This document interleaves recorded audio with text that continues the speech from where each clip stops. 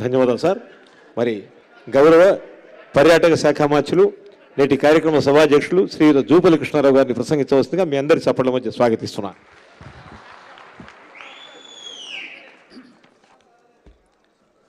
ఈనాటి గద్దరన్న 77వ జన్మదిన కార్యక్రమం సందర్భంగా వేదిక అయినటువంటి గౌరవ ముఖ్యమంత్రి వర్యులు శ్రీ రేవంత్ రెడ్డి గారు, అట్లాగే ఉప ముఖ్యమంత్రి గారు మల్లు భట్టి విక్రమ గారు, అట్లాగే బీసీ వెల్ఫేర్ మినిస్టర్ మిత్రులు పొన్నం ప్రభాకర్ గారు, అట్లాగే సాంస్కృతిక సారథి చైర్పర్సన్ శ్రీమతి డాక్టర్ జి వెన్నెల గారు, అట్లాగే శ్రీమతి విమలా గద్దర్ గారు, గద్దర్ ఫౌండేషన్ వ్యవస్థాపకులు సూర్యకిరణ్ గారు, అట్లాగే డాక్టర్ బిఆర్ అంబేద్కర్ సార్వత్రిక విశ్వవిద్యాలయ వైస్ ఛాన్సలర్ ప్రొఫెసర్ గారు గంటా చక్రపాణి గారు, and senior journalist K Srinivas గారు, ప్రభుత్వ చీఫ్ విప్ పట్నం మహేందర్ రెడ్డి గారు, వరంగల్ గౌరవ శాసనసభ్యులు రాజేందర్ రెడ్డి గారు, అట్లాగే సీనియర్ జర్నలిస్ట్ పాషం యాదగిరి గారు, కవి జయరాజు గారు, శ్రీ గోరేటి వెంకన్న గారు, బెల్లయ్య నాయక్ గారు, కంచె ఐలయ్య గారు, వేదిక పైనటువంటి మరియు వేదిక ముందున్నటువంటి పెద్దలందరికీ కూడా ఈ శుభ సందర్భంలో మీ అందరికీ హృదయపూర్వక నమస్కారం తెలియజేసుకుంటూ, మరి గద్దరన్న గురించి ఎంత చెప్పినా తక్కువే.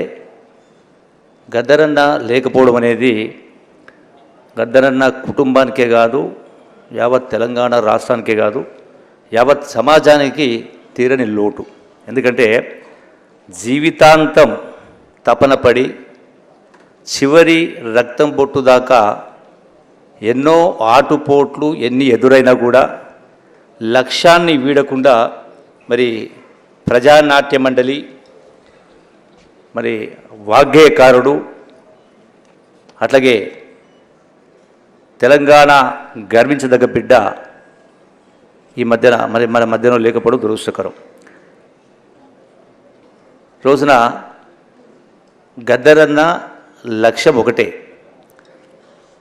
అంటే తాడిత పీడిత వర్గం యొక్క బతుకులనేది తరతరాల నుంచి కూడా అడుగంటిపోయినటువంటి ఈ యొక్క జీవనం ఏవైతుందో అందరికీ కూడా సమానత్వం రావాలి, సమసమాజ స్థాపన జరగాలి, కుల రహిత సమాజం ఏర్పడాలి, అందరూ కూడా తలెత్తుకొని గౌరవంగా బతకాలన్నటువంటి లక్ష్యంతో యావత్ భారతదేశం తిరిగి ఆ లక్ష్యం కోసమే వేదిక ఏదైనా పంతా ఏదైనా అంతిమంగా లక్ష్యం అనేది ప్రధానం.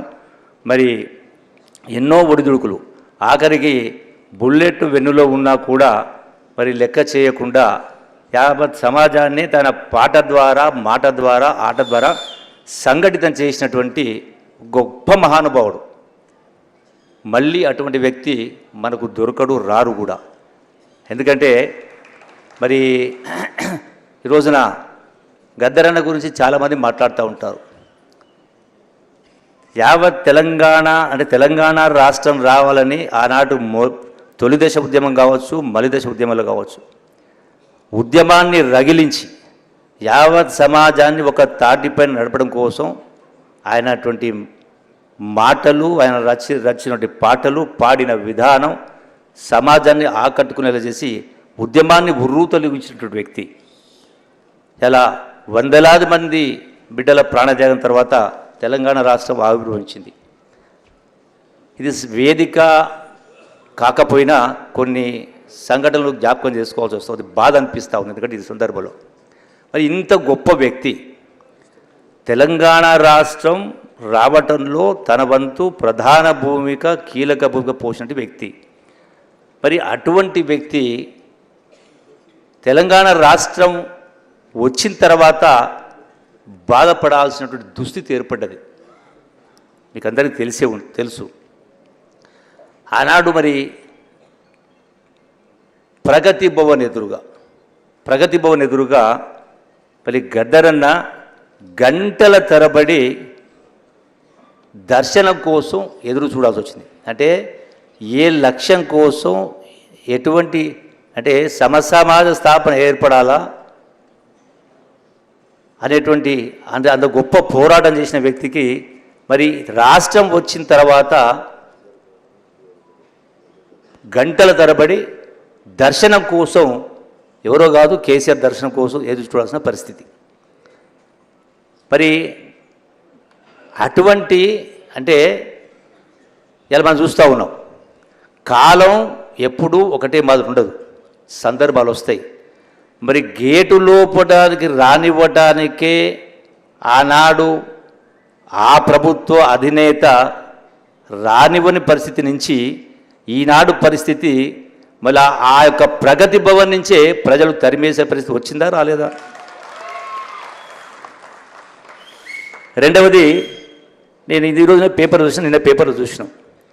అంటే రాష్ట్ర ప్రభుత్వం గౌరవ ముఖ్యమంత్రి గారు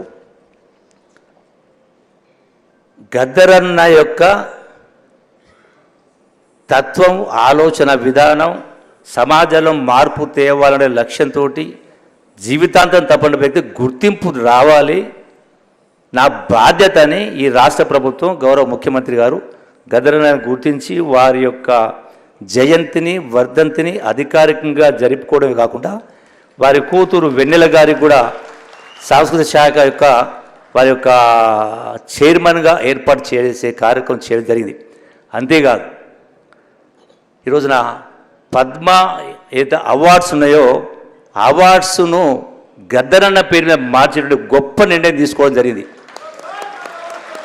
యాక్చువల్గా అంటే ఒక సెక్షన్ కొంత వ్యతిరేకించే ప్రయత్నం కూడా చేశారు.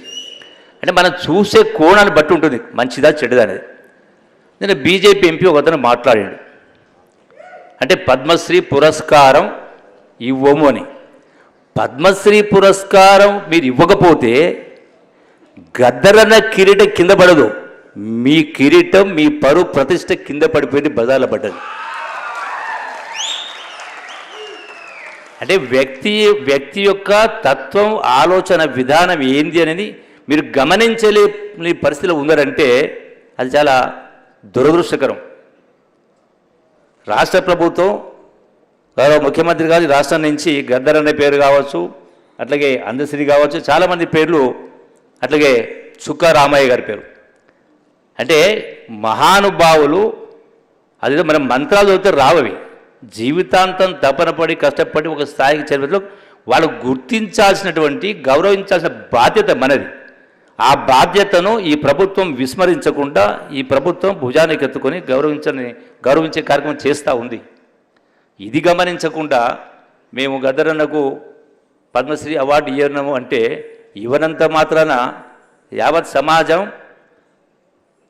సమాజం ఇలా రకరకాల మీడియాలు ఉన్నాయి, ఒకనాడు లేకుండా రకరకాల మీడియాలు ఉన్నాయి, అన్నీ కూడా ప్రజలు గమనిస్తూ ఉన్నారు. సందర్భం వచ్చినప్పుడు ఎవరికి ఎక్కడ ఎట్లా వాత పెట్టాలో పెట్టే కార్యక్రమం చేస్తారు. అట్లాగే అందుకనే చరిత్ర పురుషుడు గద్దర్ గారు చరిత్రను సృష్టించిండు, ఒక మామూలు వ్యక్తి కాదు.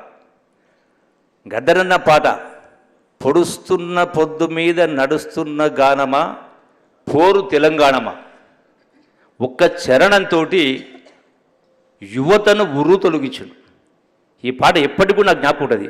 నేను పాదయాత్ర చేసిన సందర్భంలో కూడా పొద్దున్నే 7 గంటలకు ఈ పాటతోటి ప్రారంభమయ్యేది. అంటే అలసట అనేది లేకుండా ఇటువంటి ఎన్నో పాటలు, మాటలు, ఆటల ద్వారా సమాజంలో చైతన్యం కలిగించే కార్యక్రమం చేయడం జరిగింది.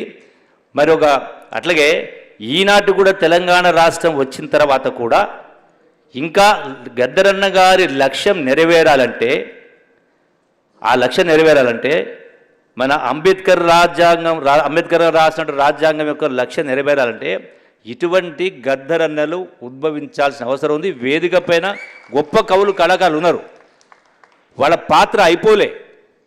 తెలంగాణ రాష్ట్రం సాధించుకోవడంతో పాత్ర అయిపోలేదు. ఆ లక్ష్యం నెరవేరేదాకా మీ కళాలకు పదును పెట్టి, గళాలకు పదును పెట్టి దీన్ని కొనసాగించే కార్యక్రమం చేసినప్పుడే గద్దరన్నకు నిజమైనటువంటి ఆత్మశాంతి కలుగుతుంది పని మీ అందరికీ సవినంగా విజ్ఞప్తి చేస్తూ ఈ అవకాశం ఇచ్చిన మీ అందరికీ కూడా మరొకసారి హృదయపూర్వక ధన్యవాదాలు తెలియజేస్తూ సెలవు తీసుకుంటున్నాను. Thank you very much.